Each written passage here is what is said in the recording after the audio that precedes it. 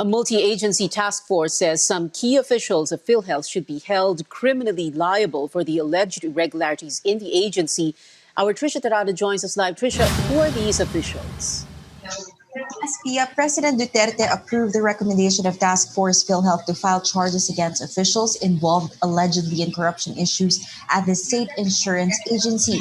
Among those who will be charged criminally and administratively are former PhilHealth President and Chief Executive Officer Ricardo Morales, Chief Operating Officer Arnel de Jesus, Senior Vice President Jovita Aragona, OIC for Information Technology and Management Department Calixto Gabuya Jr., Senior Vice President Renato Limshaco Jr., Senior Vice President for Health Finance Policy Sector Israel Francis Vargas, and Executive Vice President and Chief Operating Officer Arnel de Jesus, among others. They will be held liable for violation of the Anti-Graft and Corrupt Practices Act for malversation of public funds, illegal use of public funds and property, gross misconduct, and neglect of duty.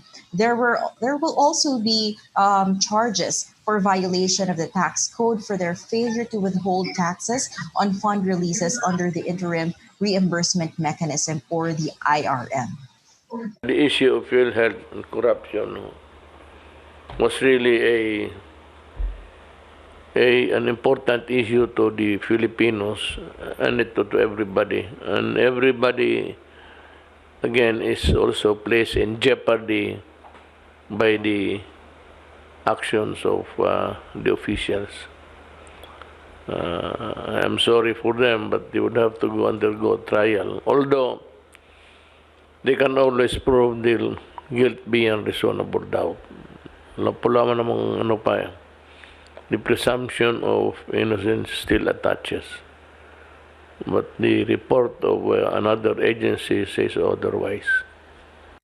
In a statement this morning, Task Force PhilHealth says the PhilHealth's board of directors and its executive committee were negligent in the implementation of the IRM, saying that IRM fund releases were rushed even when the circular implementing the scheme was not yet effective. The task force also said the IRM was implemented without sufficient guidelines and that funds were released despite the absence of mechanisms to monitor their utilization and liquidation and without taxes being withheld.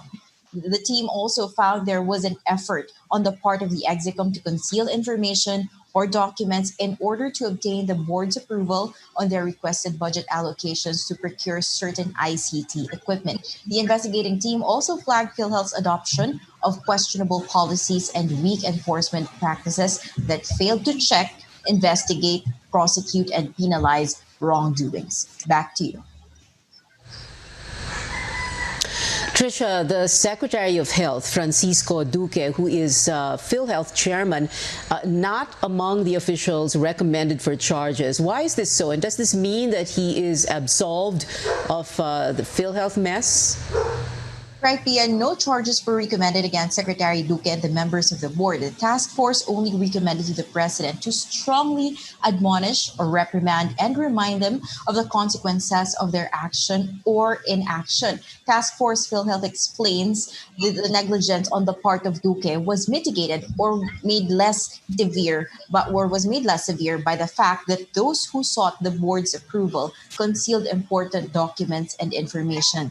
They committed misrepresentation to secure the go signal of Duque and the board. Malacanang believes the president's previous pronouncement did not have any effect on the investigation of Task Force PhilHealth. Now, on your question, is Duque absolved? Presidential spokesperson Harry Roque says these are just initial findings or initial recommendations of the task force. The DOJ and NBI will carry on with its investigation to determine the liability of those involved in wrongdoings. The Ombudsman also has its own probe.